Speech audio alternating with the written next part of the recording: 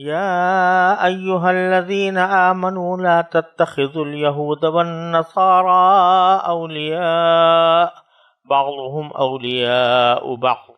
ومن يتولهم منكم فإنه منهم إن الله لا يهدي القوم الظالمين فترى الذين في قلوبهم مرض يسارعون فيهم يقولون نخشى أن تصيبنا دائرة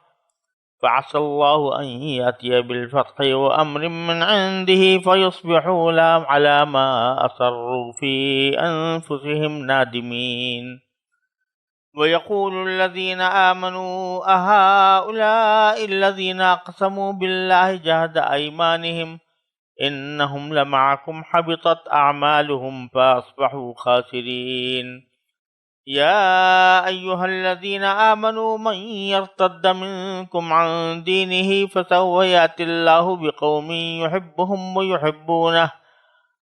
أذلة على المؤمنين أعزة على الكافرين يجاهدون في سبيل الله ولا يخافون لومة لائم ذلك فضل الله يؤتيه من يشاء والله واسع عليم إنما وليكم الله ورسوله والذين آمنوا الذين يقيمون الصلاة ويؤتون الزكاة وهم راكعون ومن يتول الله ورسوله والذين آمنوا فإن حزب الله هم الغالبون يا أيها الذين آمنوا لا تتخذون الذين اتخذوا دينكم هزوا ولعبا من الذين أوتوا الكتاب من قبلكم والكفار أولياء واتقوا الله إن كنتم مؤمنين وإذا ناديتم إلى الصلاة اتخذوها هزوا ولعبا ذلك بأنهم قوم لا يعقلون. یہ سورہ مائدہ کی آیت نمبر 51 سے آیت نمبر 58 تک جو آیتیں ہیں وہ میں نے اس وقت تلاوت کی ہیں. ان آیتوں میں در حقیقت 3 اصولی مضامین کا بیان ہے. ایک یہ کہ مسلمانوں کا غیر مسلموں سے تعلق کس درجے کا ہونا چاہیے اور کس درجے کا نہیں ہونا چاہیے، اور دوسرا مضمون یہ ہے کہ اگر کسی وقت کسی جگہ مسلمان اس بنیادی اصول سے ہٹ کر غیر مسلموں سے کوئی ایسے تعلقات قائم کریں جو ان کے مفاد میں ہوں، تو اس سے ہرگز یہ نہ سمجھنا چاہیے کہ اس سے اسلام کو کوئی گزند پہنچے، کیونکہ اسلام کی حفاظت اور بقا کی ذمہ داری اللہ تعالیٰ نے دی ہے. اور اگر کوئی شخص اسلام کو گزند پہنچانا چاہے تو وہ چاہے جتنا بھی زور لگا لے، چاہے مرتدی ہو جائے، تب بھی اللہ تبارک و تعالیٰ کوئی اللہ کے دین کو کوئی نقصان نہیں پہنچا. اور تیسرا مضمون یہ ہے کہ مسلمانوں کو خصوصی تعلقات وہ مسلمانوں ہی سے رکھنے چاہیے اور انہی سے اپنے مفادات کو وابستہ رکھنا چاہیے. یہ 3 مضامین ہیں جو ان آیات کریمہ میں بیان فرمائے گئے ہیں، ان کا آپس میں جوڑ بھی ہے. اب ان آیتوں کا ترجمہ سماعت فرمائیے. فرمایا، اے ایمان والو، یہودیوں اور نصرانیوں کو یار و مددگار نہ بناؤ. یہ خود ہی ایک دوسرے کے یار و مددگار ہیں، اور تم میں سے جو شخص بھی ان کی دوستی کا دم بھرے گا تو پھر وہ انہی میں سے ہوگا. یقیناً اللہ ظالم لوگوں کو ہدایت نہیں دیتا. چنانچہ جن لوگوں کے دلوں میں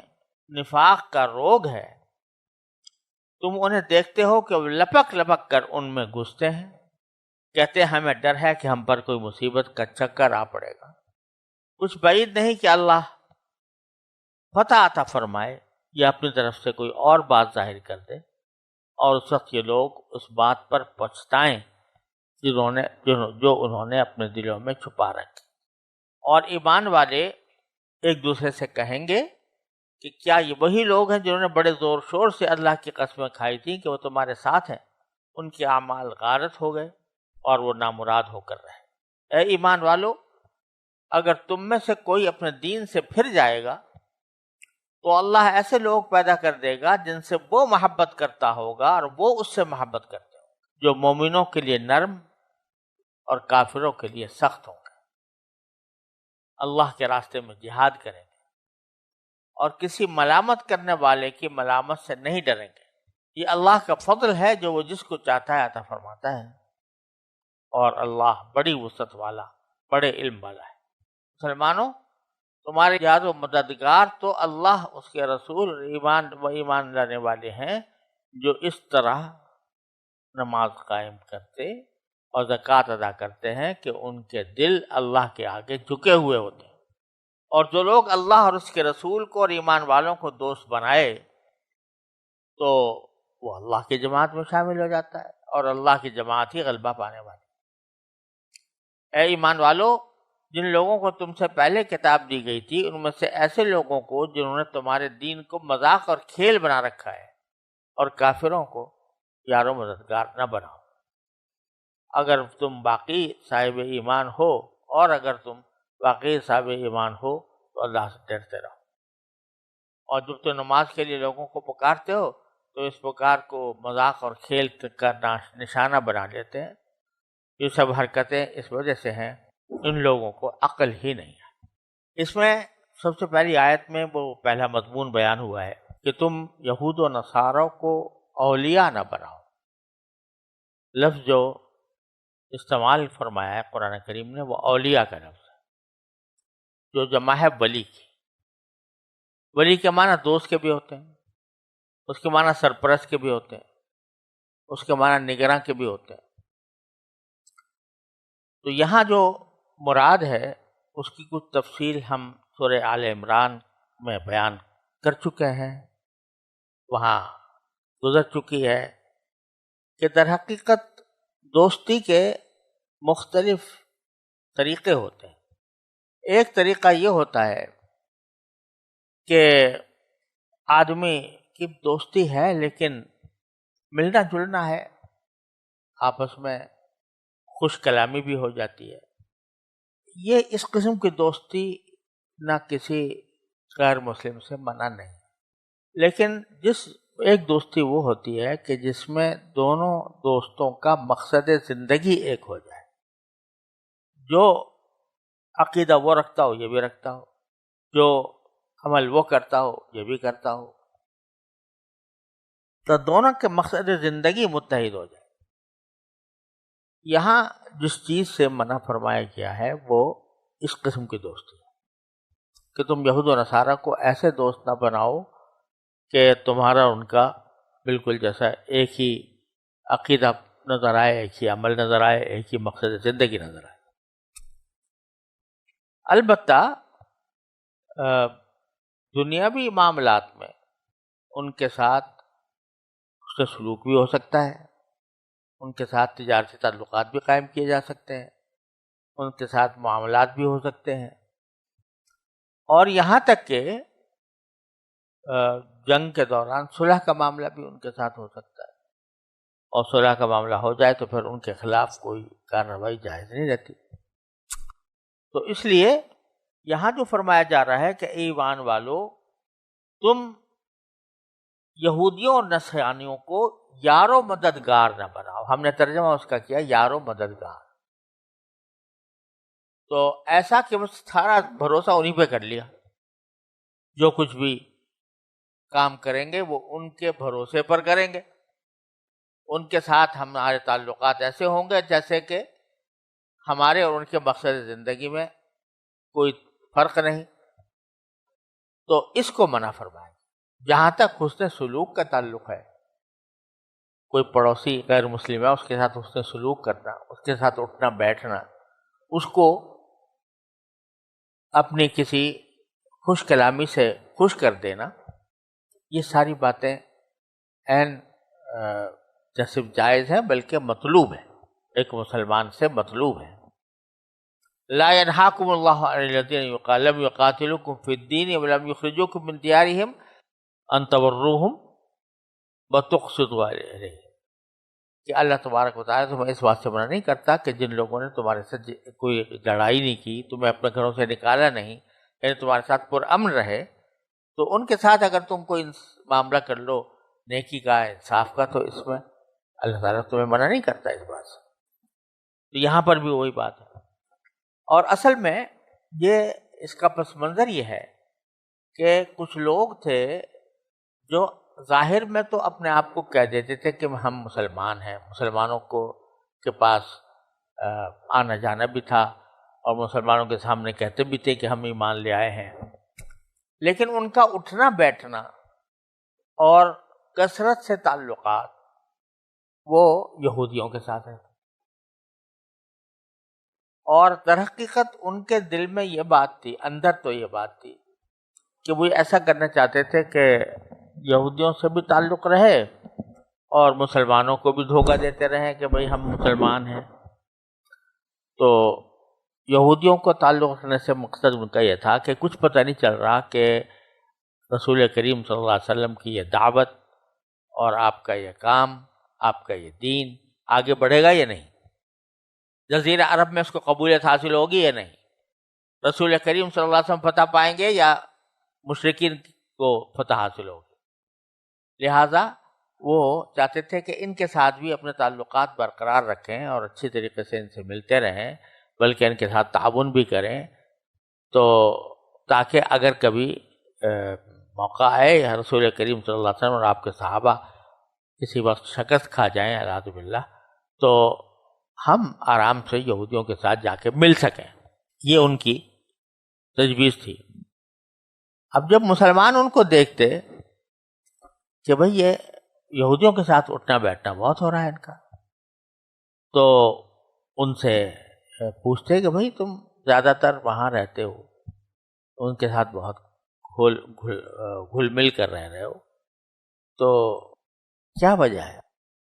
تو اس کا جواب وہ ایک مہم لفظ سے دیتے ہیں، عسیٰ ان تصیبنا دائرہ، کہ ہمیں اندیشہ ہے کہ ہمیں کوئی چکر نہ پڑ جائے ہمارے اوپر۔ اب کیا مطلب چکر نہ پڑ جائے؟ اس کا ظاہری مطلب تو یہ تھا کہ بھئی یہ جو یہودی لوگ ہیں یہ مالدار لوگ ہیں اور ساہوکار ہیں، ہم بوقت ضرورت ان سے قرضے لیتے ہیں، اگر ہم ان کے ساتھ دوستی نہیں رکھیں گے، ان کے ساتھ گھلے ملیں گے نہیں، تو ہمیں یہ جو قرضے دیتے ہیں وہ قرضے دینے بند ہو جائیں گے، تمہارے اوپر چکر پڑ جائے گا۔ ظاہری مفہوم تو یہ تھا، اور اندر سے مفہوم یہ تھا کہ ہمیں اندیشہ ہے کہ اگر مسلمان مغلوب ہو گئے اور یہ غالب آ گئے تو ہمارے اوپر ان کا چکر پڑ جائے گا کہ یہ آئندہ ہم سے تعلقات نہیں رکھیں گے، ہمیں جو قرض دیا کرتے ہیں یا مدد کرتے ہیں وہ ہماری ختم ہو جائے گی۔ یہ مطلب تھا۔ تو اس کا ذکر باری تعالیٰ فرما رہے ہیں کہ اے ایمان والو، لا تتخذوا الیہود والنصارى، یہودی اور نصارہ کو نہ بناؤ، کیا نہ بناؤ؟ اولیاء، اپنا سرپرست، اپنا نگراں، اپنا دوست، اور دوست اس معنی میں جو میں نے ابھی عرض کیا، بعضهم اولیاء بعض، یہ خود ایک دوسرے کے ولی ہیں، ایک دوسرے کے حمایتی مددگار ہیں۔ مطلب ہے کہ انہوں نے تو ساری کچھ اپنی زندگی کا جو مقصد بنا رکھا ہے کہ وہ دنیاوی فوائد ہیں، تو دنیاوی فوائد کے اعتبار سے ایک دوسرے کی مدد کرتے رہتے ہیں، کرنے دو، لیکن کوئی مسلمان کو نہیں چاہیے کہ وہ ان کے پاس اس طرح سے جائے۔ وَمَن يَتَوَلَّهُم مِّنكُمْ، اور تم میں سے جو شخص ان کے ساتھ یہ تعلقات رکھے گا فَإِنَّهُ مِنْهُمْ، تو وہ پھر انہی میں سے سمجھا جائے گا، یہ بھی یہودی ہے جو یہودیوں کے ساتھ اتنا تعلق رکھ رہا ہے۔ ان اللہ لا یہدی القوم الظالمین، بے شک اللہ تعالیٰ ظالم لوگوں کو ہدایت نہیں دیا کرتا۔ اب آگے فرماتے ہیں کہ فَتَرَى الَّذِينَ فِي قُلُوبِهِم مَّرَضٌ يُسَارِعُونَ فِيهِمْ، آپ دیکھیں گے ان لوگوں کو جن کے دلوں میں بیماری ہے، روگ ہے، اور اس سے مراد ہے منافقین، یعنی جو بظاہر ایمان لے آئے ہیں لیکن دل میں ان کے بیماری ہے، روگ ہے، تو وہ کیا کرتے ہیں؟ وہ بھاگ کے جاتے ہیں ان کے پاس، یسارعون فیہ، یقولون، جب ان سے پوچھا جاتا ہے کیوں گئے تو یقولون نخشی ان تصیبنا دائرہ، ہمیں اندیشہ ہے کہ ہمیں کوئی چکر نہ پڑ جائے، اس واسطے ہم ان کے پاس جاتے ہیں۔ اب اللہ تعالیٰ فرماتے ہیں تم تو دل میں یہ سوچے ہوئے ہو کہ بھائی یہ مسلمان مغلوب ہو جائیں گے اور کسی وقت اہل عرب غالب آ جائیں گے، تو اس کے نتیجے میں ہماری پریشانی نہ ہو، اس قرض سے تم ان کے ساتھ تعلقات جوڑے بیٹھے ہو۔ حالانکہ ہونے کیا والا ہے؟ ہونے والا یہ ہے کہ آخر میں نشانی غالب آئے گی اللہ کے رسول صلی اللہ علیہ وسلم، اور وہ انہی کو فتح نصیب ہوگی۔ سارا جزیرہ عرب مسلمان ہو جائے گا، رسول کریم صلی اللہ علیہ وسلم کا تابع ہو جائے گا۔ اس وقت تمہارا کیا حال ہوگا؟ ابھی تم یہ سوچ رہو مسلمان مغلوب ہو گئے تو ہمارا کیا حال بنے گا، اس وقت سوچو کہ اگر مسلمان غالب آ گئے اور یہ منافقین مغلوب ہو گئے پھر کیا بنے گا۔ تو فرمایا کہ آپ دیکھو گے ان لوگوں کو جن کے دلوں میں مرض ہے کہ وہ یسارعون فیہم، وہ لبک لبک کر جاتے ہیں ان غیر مسلموں یہودیوں کے پاس، یقولون نخشی ان تصیبنا دائرہ، اور وجہ یہ بیان کرتے ہیں کہ ہمیں یہ کہتے ہیں کہ ہمیں ڈر ہے کہ ہمیں کوئی چکر راہ پکڑے گئے۔ تو وہ چکر وہی بات ہے کہ مسلمان غالب آ گئے تو ہمارے لیے مشکل ہوگی۔ فَعَسَى اللَّهُ أَن يَأْتِيَ بِالْفَتْحِ وَأَمْرٍ مِّنْ عِندِهِ۔ اب یہ تو یہ کہہ رہے ہیں کہ بھئی مسلمان مغلوب ہو جائیں، اللہ تبارک و تعالیٰ سے کیا بعید ہے کہ وہ اللہ تعالیٰ فتح عطا فرما دے اپنی طرف سے۔ فَيُصْبِحُوا عَلَىٰ مَا أَصَرُّوا فِي أَنفُسِهِمْ نَادِمِينَ، تو یہ پھر جو انہوں نے دلوں میں اپنے خفیہ باتیں کی تھی نا، دلوں میں جو باتیں کی تھی کہ یہ غالب آ جائیں گے تو ہم ان کے سے فوائد حاصل کریں گے اور مسلمانوں کو مغلوب کر دیں، تو اس پر وہ کیا پتا ہے کہ کچھ دنوں کے بعد اس کے برعکس ہونے والا ہے، یہ نادم ہو کر آئیں گے رسول کریم صلی اللہ علیہ وسلم۔ وَيَقُولُ الَّذِينَ آمَنُوا أَهَٰؤُلَاءِ الَّذِينَ أَقْسَمُوا بِاللَّهِ جَهْدَ أَيْمَانِهِمْ إِنَّهُمْ لَمَعَكُمْ، کہتے ہیں اس وقت جب کہ یہ غیر مسلموں سے مدد لے کر خوش ہو رہے ہوں گے، تو اس وقت مومن لوگ یہ کہیں گے کہ کیا یہی وہ لوگ ہیں، أَهَٰؤُلَاءِ الَّذِينَ أَقْسَمُوا جَهْدَ أَيْمَانِهِمْ، کیا یہ وہی لوگ ہیں جنہوں نے قسمیں کھائی تھی بڑے زور زور سے کہ إِنَّهُمْ لَمَعَكُمْ، کہ یہ تمہارے ساتھ ہیں، مسلمانوں کے ساتھ، یہ وہی لوگ ہیں، قسمیں کھا کر کہا تھا کہ مسلمانوں کے ساتھ، لیکن جب وقت پڑا تو جا کر کافروں سے مل گئے اور ان سے مل کر اپنے آپ کی جان بچانے کی کوشش۔ حبطت اعمالہم، لہذا ان کے اعمال حبط ہو گئے ہیں، یعنی وہ اعمال کسی فائدے کی چیز نہیں رہے ان کے پاس، بلکہ وہ ان کے اعمال کا جو فائدہ ہے وہ ضائع ہو گیا۔ فاصبحوا خاسرین، اور وہ ناکام اور نامراد لوگوں میں شامل ہو۔ اب آگے باری تعالیٰ فرماتے ہیں وہ دوسرا مضمون کہ کوئی شخص اگر اللہ تعالیٰ کے احکام پر عمل نہیں کرتا وہ تو کیا اللہ تعالیٰ کو نقصان پہنچاتا، اگر کوئی مرتد بھی ہو جائے تو اللہ تبارک و تعالیٰ کو ذرہ برابر نقصان نہیں ہوا۔ یا ایھا الذین آمنوا من یرتد منکم عن دینہ، اے ایمان والو تم میں سے کوئی شخص اگر دین سے مرتد ہو جائے یعنی پھر جائے، فسوف یأتی اللہ بقوم یحبهم، تو یہ نہ سمجھے کہ اس نے اللہ میاں کو کچھ نقصان پہنچا دیا اپنے ارتداد سے۔ ارے اللہ تعالیٰ جب چاہے گا تو تمہاری جگہ ایک ایسی قوم لے آئے گا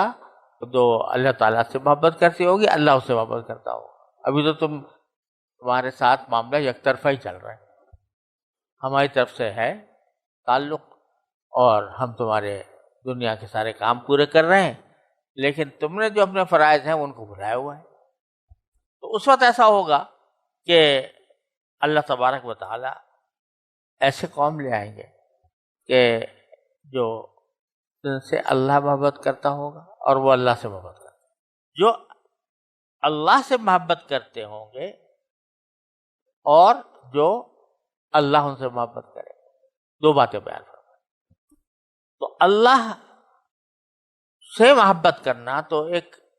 انسان کے اختیار میں بات معلوم ہوتی ہے کہ بھئی آدمی اللہ تعالیٰ کی عظمت کا تصور کرے، اس کے جلال کا تصور کرے، اس کے جمال کا تصور کرے، اس کے کمال کا تصور کرے، تو اللہ تعالیٰ کی محبت دل میں آئے گی۔ لیکن اللہ ان سے محبت کرے تو اللہ کی محبت حاصل کرنا یہ انسان کے بظاہر اختیار سے باہر بات ہے، لیکن اس کا طریقہ بھی قرآن نے بیان کرتا ہے کہ ان کنتم تحبون اللہ فاتبعونی یحببکم اللہ، کہ اگر تم اللہ سے محبت کرتے ہو تو رسول کریم صلی اللہ علیہ وسلم کی اطاعت کرو، ان کی اتباع کرو، اتباع سنت، تو کیا ہوگا؟ یحببکم اللہ، اللہ تعالیٰ تم سے محبت کرنے لگے۔ تم کیا محبت کرو گے؟ اللہ تعالیٰ تم سے محبت کرنے لگے۔ تو یحبہم ویحبونہ کے معنی یہ ہوئے کہ اللہ تعالیٰ ان سے محبت کرتا ہے، اور وہ محبت کا مظاہرہ جو کرتے ہیں وہ اللہ کی رسول صلی اللہ علیہ وسلم کی اتباع سے کرتے ہیں۔ اور وہ کیسے ہوں گے؟ اذلۃ علی المؤمنین، مومنوں کے لیے نرم ہوں گے۔ اذلہ ذلیل کی جمع ہے۔ ذلیل کے ایک معنی تو وہ ہوتے ہیں جو اردو میں بھی معروف ہیں، کمینہ، ذلیل وغیرہ، لیکن یہاں وہ معنی مراد نہیں ہے، بلکہ ذلیل کے دوسرے معنی ہوتے ہیں عاجز، متواضع، منکسر المزاج، تو دوسروں کے ساتھ نرمی سے پیش آنے والا، وہ مراد ہے کہ ہم ایسی قوم لے آئیں گے جو ایک تو اللہ سے محبت کرتے ہوگی، اللہ ان سے محبت کرے گا، دوسرا یہ کہ مومنوں کے لیے وہ بڑے نرم ہوں گے، مومنین کے ساتھ تو نرم ہوں گے لیکن اعزت علی الکافرین، کافروں کے اوپر زبردست ہوں گے، یعنی کافروں کے مقابلے میں ان کا مرتبہ ہے اور منصب ہے وہ بالا ہوگا، اور اس کی وجہ سے وہ ان پر غالب رہیں گے۔ اور پھر یجاہدون فی سبیل اللہ، اللہ کے راستے میں جہاد کریں گے،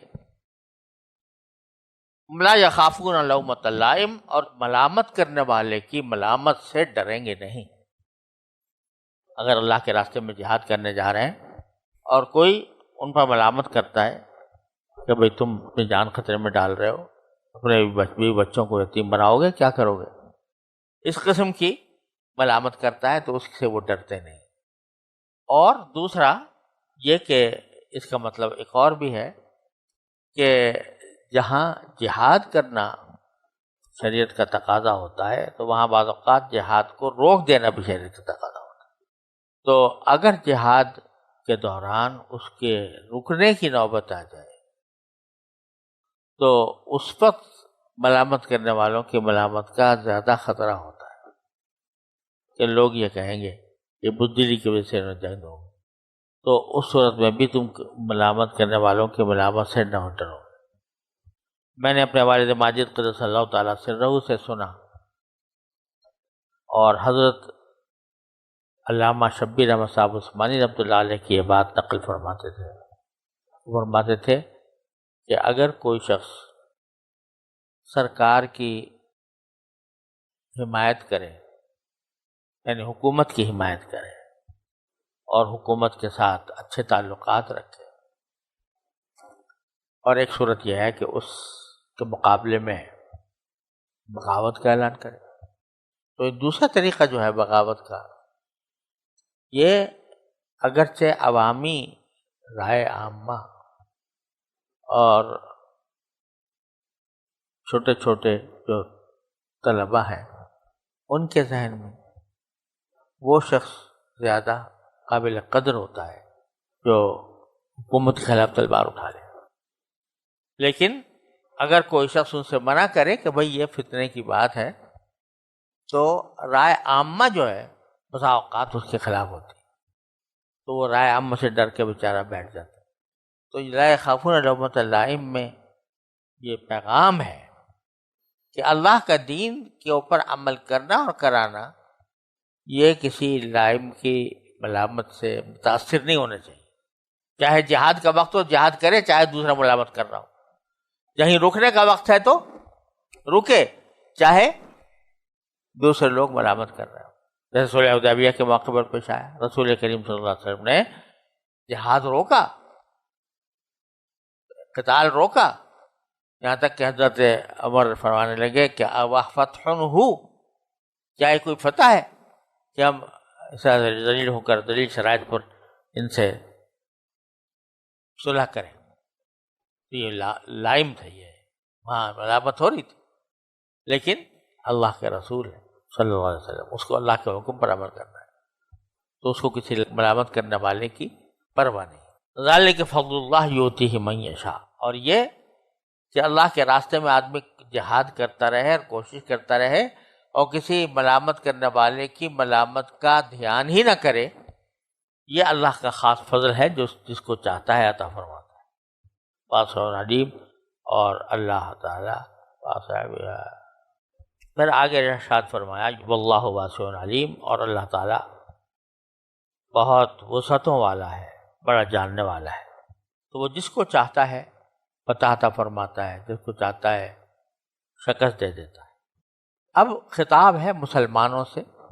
تیسرا مضمون، کہ مسلمان جو ہیں وہ آپس میں ایک دوسرے کے ساتھ دوستی کا اور ایک دوسرے کے ہمدردی کا، ایک دوسرے کے یار و مددگار ہونے کا تعلق قائم رکھنا چاہیے ان کو۔ انما ولیکم اللہ ورسولہ والذین آمنوا، تمہارے اصل دوست، اصل یار و مددگار تو وہ ہیں کون؟ اللہ اور اس کا رسول، اور وہ جو ایمان لائے۔ ایمان لانے والے کون؟ الذین یقیمون الصلاۃ، جو نماز قائم کرتے ہیں، ویؤتون الزکاۃ، زکوٰۃ ادا کرتے ہیں۔ یہ دو جو ستون ہیں اسلام کے، جن کا قرآن کریم ہر جگہ ذکر فرماتا ہے، تو اس سے معلوم ہوتا ہے کہ اسلام کا جو سب سے بڑا مظاہرہ ہے وہ نماز میں ہوتا ہے، اور نماز بھی باجماعت نماز۔ تو وہ لوگ ہیں جو نماز قائم کرتے ہیں اور زکوٰۃ ادا کرتے ہیں، وہم راکعون، اس طرح کہ وہ جھکے ہوئے ہوتے ہیں اللہ تعالیٰ کے سامنے۔ یہاں راکعون راکع کی جمع ہے، جس کا معنی رکوع کرنے والا۔ تمہارے اصل یار و مددگار کون ہیں؟ اللہ اور اس کا رسول، اور وہ لوگ جو ایمان لائے ہیں۔ الذین یقیمون الصلاۃ ویؤتون الزکاۃ، جو نماز قائم کرتے ہیں اور زکوٰۃ ادا کرتے ہیں، وہم راکعون، اس حالت میں کہ وہ جھکے ہوئے ہوتے ہیں اللہ کے ہاتھ، ان کے دل جھکے ہوئے ہوتے ہیں۔ راکع اصل میں رکوع سے نکلا ہے، جس کے معنی ہے رکوع کرنا۔ تو رکوع کا ایک اصطلاحی مفہوم ہے جو ہر مسلمان جانتا ہے کہ نماز کے اندر سجدے سے پہلے ایک مرتبہ اللہ تعالیٰ کے سامنے جھکتے ہیں کھڑے کھڑے، جس کو رکوع کہا جاتا ہے۔ یہاں وہ مراد نہیں ہے، کیونکہ رکوع کی کوئی خصوصیت نہیں، نماز میں تو رکوع بھی ہے، سجدہ بھی ہے، سبھی کچھ ہے، لیکن یہاں رکع کے لفظی معنی مراد ہے۔ رکوع، رکع یرکع کے معنی جھکنا، یعنی وہ جو نماز قائم کرتے ہیں اس حالت میں قائم کرتے ہیں کہ ان کے دل جھکے ہوئے ہوتے ہیں اللہ تعالیٰ کی طرف،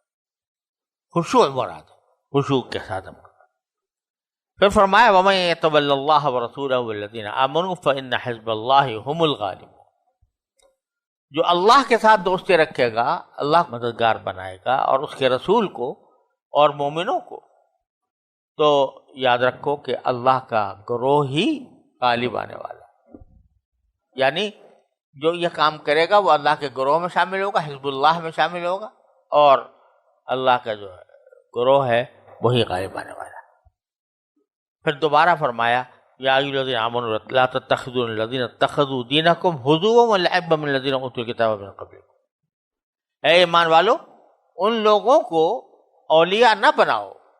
وہی یار و مددگار نہ بناؤ کہ جنہوں نے تمہارے دین کو مذاق اور کھیل بنا رکھا ہے اہل کتاب میں سے، من الذین اوتوا الکتاب، لیکن اللہ تعالیٰ نے کتاب کو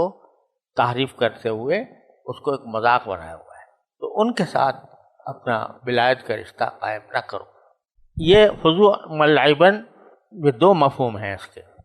ایک تو ایک کہ کھیل بنایا ہوا ہے قرآن کریم کی ان کی تورات کی آیتوں کو، کہ وہ جس طرح چاہتے ہیں اس میں تحریف کر لیتے ہیں، اور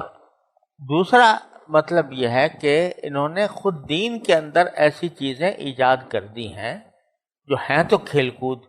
کے کام، لیکن اس کو دین بنا لیا ہے۔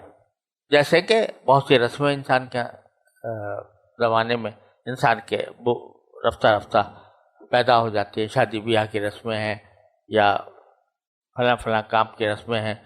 تو اس خاص مواقع کے اوپر مختلف قسم کی رسمیں گھڑی جاتی ہیں، ان کو رسمیں کہا جاتا ہے۔ تو وہ ایسے ہوتے ہیں بسا اوقات کہ وہ بالکل